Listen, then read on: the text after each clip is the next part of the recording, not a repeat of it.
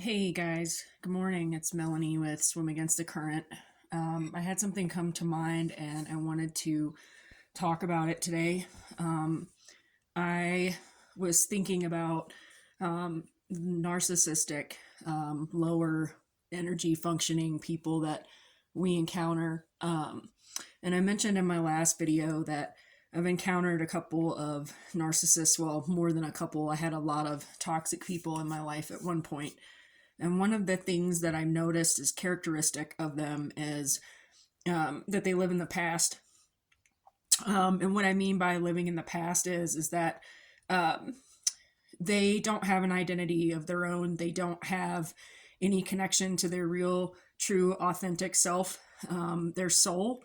And so when they take from someone else and they get supply or energy, or let's say they steal the purity or um, the things, the characteristics, the things about the person that they're getting their supply from, they stay in that supply. And so what happens is you have someone that becomes frozen in time.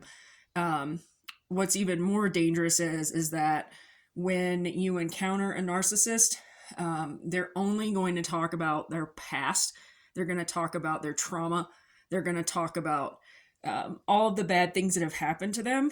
And this is a way for them to get your sympathy, and steal your empathy from you as well. So they want you to feel sorry for them. They want you to latch on to them really quickly. And how they do this is by staying in their past. I'll give you an example. I had a narcissist that I encountered, and she was always talking about her previous relationships. She was always talking about her ex-husband and how he controlled her through religion, and how they argued about her wanting to dress a certain way, and how he destroyed her self-esteem and her sense of worth, and it reminded her of her childhood, and her father being a pastor at a church, and how this destroyed her because it triggered things from her childhood. And so no matter how many times this person would go get a new tattoo, or she would try to change her appearance, or she'd become more athletic, or shift her identity, because that's what narcissists do. Let's face it, they shift their identity. They move from one personality, one identity to another because they're empty. They're empty. And so the people that they surround themselves with is who they are. And so no matter who she surrounded herself with, me for a short period of time in particular, she would become that. She would start dressing that way.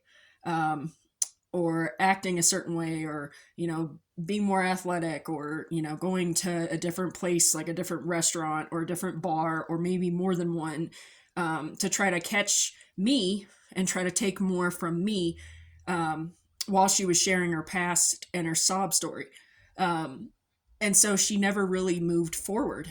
And each time she introduced herself to someone that I knew, she would introduce herself, excuse me, in a way that would get other people to feel sorry for her and kind of latch on. The more that I started to spend time with this person, in the past, the more I realized that she liked to talk about herself. And it was all about her. It was all about the things that she had been through. And the only reason why she wanted to spend any time with me is because I played into that. Because at that time in my life, I thought people who talked about their past and who shared their pain and who shared their trauma and their experiences were real. And now I realize, guys, that that is a tactic that narcissists use to hoover you or to suck your energy. And so I'm going to title this video "The World is a Vampire." It's a 90s song by the Smashing Pumpkins, but um, that's what these people are. They're vampires. They're energy vampires. And I think the lyrics in that song are like, it's the world's a vampire set to drain, using secret destroyers, um, that hold you up to a flame, right? And so that's what they do. These people are dark. They're vampires, and they take from your soul. And when they take from your soul, they become who you are and you become them. So it's almost like an identity trade. And so what I noticed is that the more of these people I encountered, the more pain I absorbed, the more toxicity. And it's interesting because it affected my ability to function. It affected my ability to have healthy human adult relationships because I was absorbing all of these toxic stories from people. And that is so dangerous. So dangerous. It leads to a multitude of things. It leads to, what I noticed for me is it led to a lot of physical symptoms like not wanting to exercise, low energy, not sleeping well at night, weight gain, long-term health problems like chronic pain.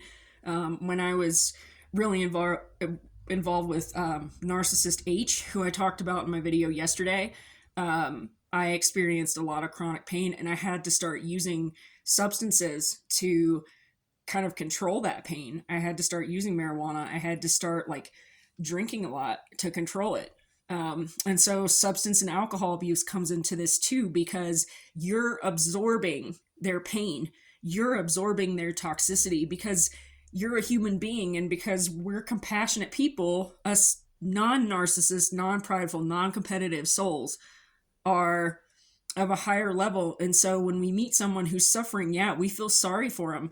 We feel empathy towards them. We want to help them, right? And they know that. And so that's how they stay in the past, guys. Like, they keep their sob story to catch supply. They don't care about you and me at all. It's only to catch supply. It's only to catch people that are truly unique, that are truly themselves, so that they can take from you. They have no desire whatsoever to be friends with you. They have no desire to have a relationship with you. And they're going to offer bait when they're doing it too. They're going to offer you this long-term friendship. They're going to offer you all of these things like, well, if you hang out with me, I'll introduce you to my friends. And like, they have all this money or whatever, and they put this bait out there so that you gravitate towards them, because if you continue to gravitate towards them, then you'll get what they're trying to offer you, which never happens. So like with Narcissist H, for me, it was spirituality. It was like higher or improved spirituality because of someone that she knows that she thinks is like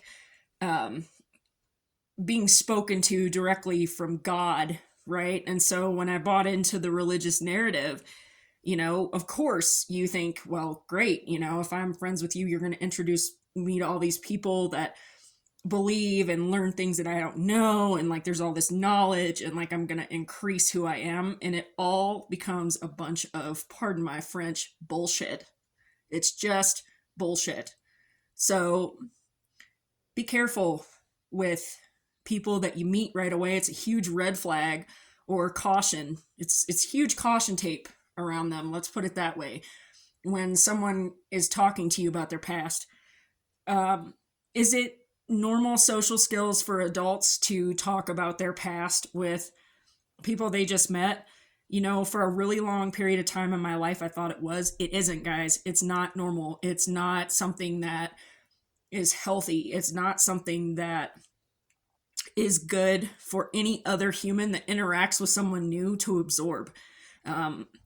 And people who are full of light, people who are real, authentic, don't talk about their trauma. Those are experiences that we have, but we don't latch on to other people that way. We don't hoover them by getting them to feel sorry for us. I just thought I would hop on and share this, because this is something that if I could have seen it years ago, it would have changed my life. So I wanted to share this knowledge with you all, because it's really important. Really, really take the time when you meet someone new to listen to what they're saying. Don't just pick up on the good things, the praise, because that's also dangerous too, or the attention that they give you, because that's another red flag.